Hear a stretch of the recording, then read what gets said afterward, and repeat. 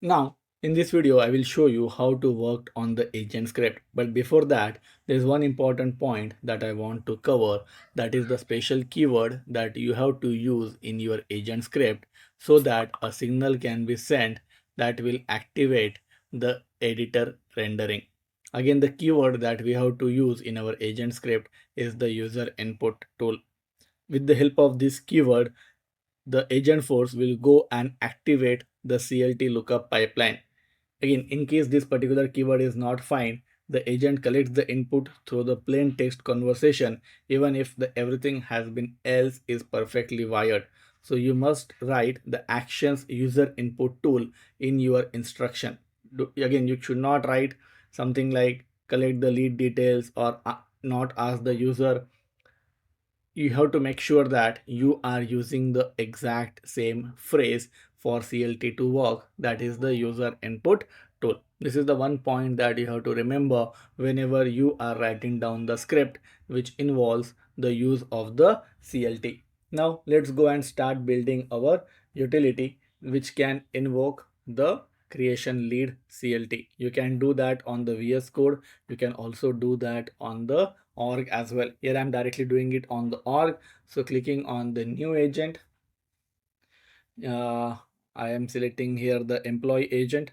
So let me go and do this. You can give the agent name. For example, here I am giving the agent name as the lead creation CLT and clicking on the let's go button. Then we have to go and make the changes. So let me do the minimum changes in the configuration mode. Agent details, I am okay with the agentic name as well as the developer name.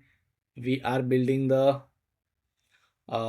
Agentforce employee type. So if you want, you can go and modify the description, which is again completely optional, but it's always good to give the more logical description. Then coming up to the system part, here you have to go and write down the agent level instruction. So here I am saying that you are a sales assistant that helps the user to create the new lead, right? So here I am populating the high level instruction here. Then I need to go and put the welcome message. So here I am putting the welcome message, which is more customized as per my use case. And finally, here I will be putting the error message as well, which is again more customized as per my use case, right? So here I put all those things that I want to be available for my employee agent. Few of the things are optional. You can skip it for now.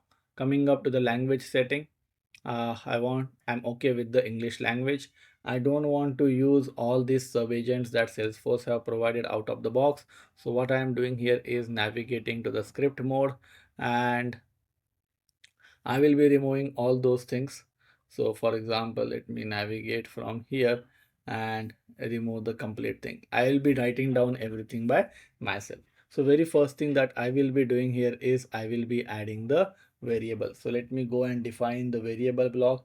So there are 4 variables that I am creating to track whether the lead has been created or not, what is the lead ID, what is the lead name, and whether another lead needs to be created. These are the 4 variables. All are mutable variables with the appropriate data type. I'm not going more into the variable creation. I have repeated this multiple times now. Right now, the next thing that I do have here is my start agent. The start agent is something which is responsible to initiate the uh, conversation, right? So my start agent, which is having the agent router, and here I am giving the appropriate description for my start agent. Make sure that you are again following the appropriate spacing whenever you are working on the agent scripting file. So here I am giving the description as your job is to welcome the user and then route to the lead creation workflow. That is the only job. So here I am writing down the before that, let me go and create the sub agent. So here I'll be creating another sub agent with the name of lead underscore creation, and here I am giving the description to that sub agent as well. So here I go and put the description. Your job is to collect the lead details via the CLT editor form and display the created lead via the CLT rendered card. So I have added my description here. Now what I need to do, I need to get this particular start agent routed. So for that, like we do after the description.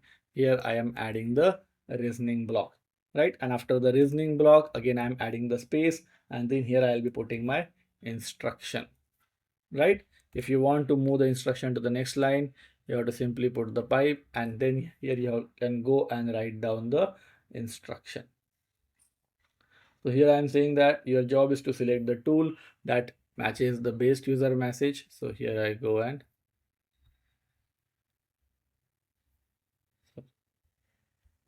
and put the description. That's it, right? After that, I will also be adding the actions as well. Actions will come into the same line of my instruction. So here I do have my action, and then I will be writing down the action. What is my action? My action here is to go and get the transition done to the lead creation. So what I'm doing here is, here I'm saying that simply you should go and begin the transition to the lead creation sub agent. That is the only thing that needs to be done. Again, in case there are multiple transitions, then you should also go and add the description as well. The description will help the agent to understand to which particular sub agent the navigation needs to be done. In our example, it's a single sub agent, so it might be optional, but whenever you are building the complex agent script, make sure that you are always putting the description. So as of now, what we have done, I have defined my agent router, which will welcome the user, and then it will route the lead creation to the lead creation sub agent. Here I have given the label as well as I have given the description as well. For this lead creation, what I am doing here is, and this is something, a good practice that you can follow, you can always go and initialize your variable. For example, here I have given the option for the create another lead, right? That means when I'll be requesting the create another, right, my sub agent will be invoked one more time. So what I am doing here is, here I am adding one instruction which will say that and again let me go and correct the spacing, which will say that if my create another, this is the flag that I have defined, if this flag value is true, you should go and reset all the other variables that I do have. Completely optional. I just want to show you that in case you want to create something in loop, then you should go and use this before reasoning block. Now coming up to the reasoning block, here I need to go and write down the instruction where I'll be checking the first step, whether the lead has been created or not. So by default value that I have put up here as the false. So what I am checking here is if the lead is not created, right? Then what I have to do, then here I'll be saying that if the lead is not created, then the user might want to go and create the lead, right? Again, to create the lead, I need to go and define the action. So because that is what we have developed in the past videos as well. So here I am writing down my action block, right? And I can go and specify the action. But in addition to this, I also need to go and write down the metadata for the action as well. So metadata for the action will be at the reasoning level, right? So here I'll be putting the action, right? Now, what I will be doing here is I need to go and add the actions here. How I can go and add the action? For that, I will be adding the asset that I have created. So I'll be clicking on the plus button. I'm adding that asset that I have already created from my asset library. And here I'm looking for the create lead asset, or let me search here for the lead. Here you can see I do have the create lead asset. This is the asset that we have created. What I am doing here is I am simply inserting the asset that has been created by me. Again, if you see the description, you can always go and override the way you want. For example, here I want to override the description with more logical details that I want. For example, creating a new record with the provided details, right? Label is the create lead. I always want my actions and other things should be in the lower case, right? So what I am doing here is, here I will be making sure that everything is available in the lower case. Okay, so this is something that I observed as a good practice. So you should also follow this whenever you are building something. Make sure that specifically in the agent scripting file, everything should come up in the lowercase. So what I am doing here, I am putting my description, what is the label, whether the user confirmation is required or not, I'm saying no. Include the progress indicator, I'm saying yes, and this is the progress indicator message. All these details are coming up from the asset that we have defined. Here you can see the target is also coming up from there, the asset that we have defined. There we have defined the inputs as well as the output. So here I do have my inputs coming up in the form of lead data, which is nothing but an object, right? After that, here you can see the description, lead details collected from the form, right? After that, here I do have the label, whether the input is required or not, whether it's a user input or not, and the complex data type. This is what we have defined as the CLT. Same goes for the output as well. I do have the lead ID. The ID of the created lead is displayable. I am putting up here as the false. Filter from the agent, I am putting up here as the false. Similarly, lead result, all the things that we have defined in the last video when we have built the Agentforce asset, it is coming up from there. Here you can see my created lead action has been added here, and in my created lead action I do have the lead data that is going there. So I am passing whatever the data that user have entered. But as soon as the lead has been created, I also want to do few more things. For example, here I want to set the flag that the lead has been created successfully. I want to set the lead ID from my output as well. So here you can go and define all those things. If you want to set the lead name from the result, you can also go and do that from here. At the @output lead result dot name, you can go and access all those things, right? And let's go back to the action one more time now, right? So we are done with this. We can go and write down the instruction.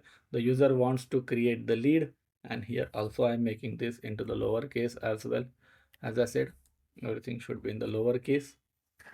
So I'm making this one also in the form of the lowercase. Here I'm saying that the user wants to create the lead. Now to do this, your job is to call the action. I'm just copying the complete text that I have already written and tested.